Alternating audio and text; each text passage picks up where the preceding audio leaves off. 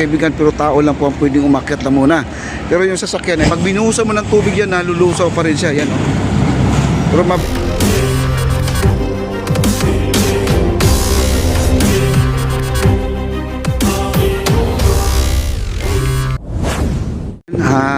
nandito na po tayo, no? Nakatungtong na po tayo. Kagabi binuhusan po ito at di na po natin nakakayanan na mag-antay pa sa pangatlong truck, no? Kasi ang sinabi 4 na truck, yung pala 6 na truck po ang dumating kagabi, pero kaninang umaga na po silang bandang alas 8 po natapos. Ito po ay nag-finishing na po dito. Ito yung solid, guys. Ito yung may biga, no? Ayan, solid po to. Talagang napakatibay itong ginawa nila. Ito. Grabe, ito yung may biga at tinapos po nila. Ayun, pwede natin matutunan kasi ito ay 2 hours lang po. Matigas na po siya, mga kaibigan, pero tao lang po ang pwedeng umakyat na muna. Pero yung sasakyan ay hindi po pwede dito, no? At basa pa, malambot pa, pero 7 days curing po tayo. Ayan, 7 days curing. At ang ating floating at waiting, mga kaibigan, ayan po ang itsura ng ating floating bridge, no?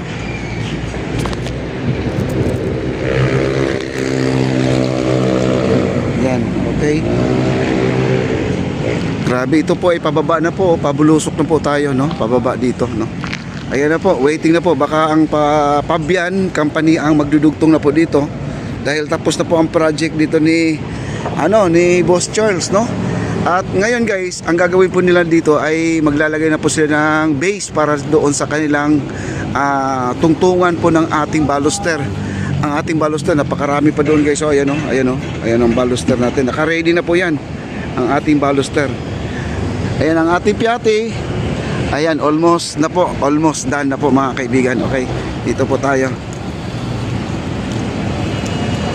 At dito po ay tuloy pa rin ang pagtatambak. Tingnan nyo naman ang ginagawa dito ng ating bako. Oh. Dito na po, ito, kita nyo. Oh, ayan, oh. Ayan, kita nyo basa pa. Oh. Ito yung basa pa, guys. Wow. Grabe, ang ganda. Kagabi, guys, nakita ko yung pagbuhos nila. Hirap na hirap sila. Ayan po ang ating operator na malupit. Ayan.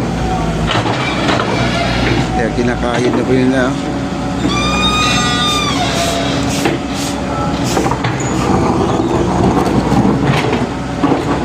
Dito po tinatambak ang mga dinideliver, guys. Dito na po, no? Ayan, ipapalahin na lang po kasi medyo malayo na po, no? Hindi na po maabot. Ayan, no? Marami pang kailangan dito, guys. Marami pa. Ayan. Wow. Ayan. Ano na po, nire-retouch nila kasi dito banda, nalagyan po nila ng guhit. Ayan, may mga guhit lang yan, guys. Ayan, no?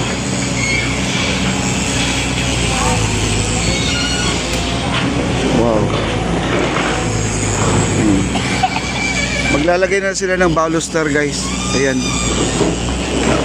Napakaganda. At ito na po.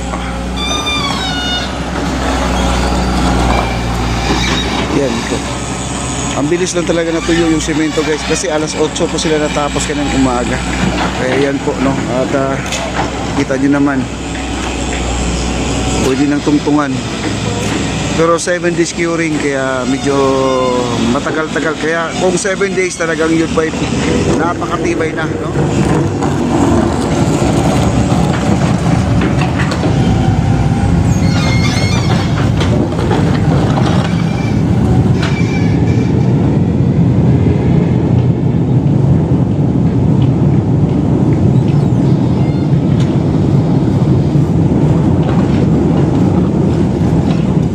Kasi may darating pa nga, guys, may mga truck pa darating, no?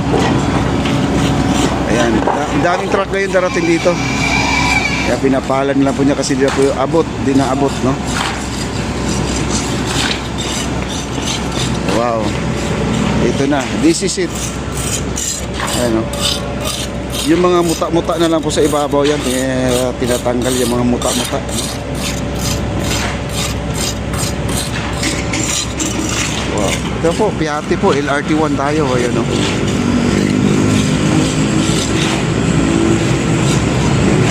naman daw, sabi dito, maglalagay na rin sila ng baluster. Tapos pasimano. Siguro ito ay 1 week lang po siguro ito guys. O baka wala pang 1 week, mga buo na. Ayan po ang ating pump yan. Puntahan natin yung pump yan. Ayan. Sinusukat na po nila yung yung pababa. Sila po ang magko-connect na po dito sa ating 4CCDI mga kaibigan. Ang ating DFFC. Ito yung pump yan guys, ito. Kaya itong mga gumagawa, ayan, sinusukat na po nila guys. O ayan o. Kita nyo. Sila na po ang magko-connect dito. Ayan. At bihasa na pala sila sa ganitong trabaho guys. Itong floating pala, sila din ang gumawa doon sa may Jones Bridge pala. Ayan. Kasi nakikita ko dito at saka hawig doon mga kaibigan, halos magkapareho. Ayan o.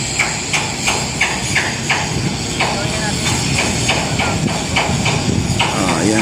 Dudugtungan na po nila, magko-connect na po tong ating Fabian at saka FCCDI. Ayan, no? Magko-connect na po sila.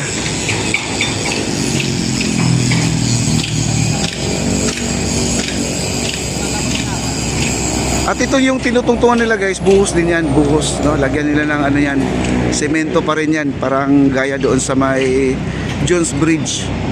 Parehong pareho yun. Kita niyo yung gawa nila guys, oh, ayan oh.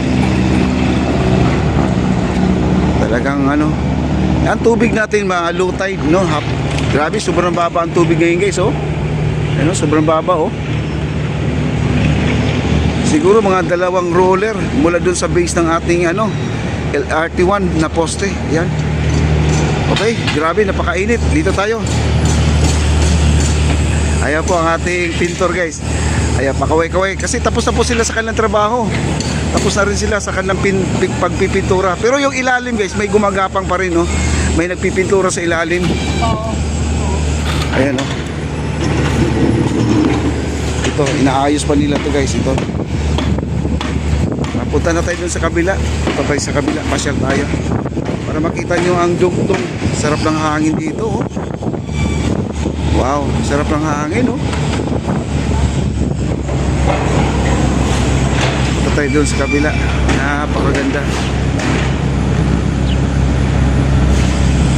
Ayan, oh. Kita nyo, oh.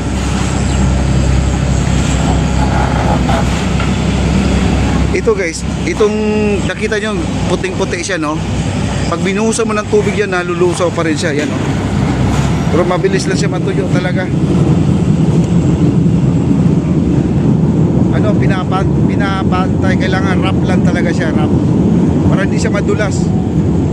Pero pagkatapos naman dyan, lalampasuhin pa nila yan. May ginagamit silang lampaso dyan para naman ay matanggal yung mga mga muta-muta guys, no? Yan.